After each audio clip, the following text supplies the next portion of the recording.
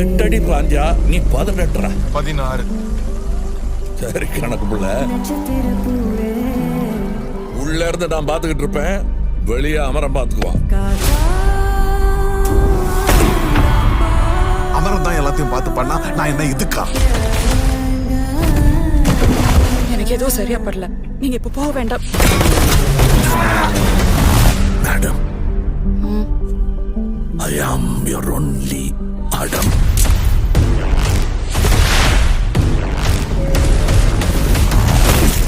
Power நம்ம வீடு தேடி வராது, நாம தான் கையில் எடுத்துக்கணும்.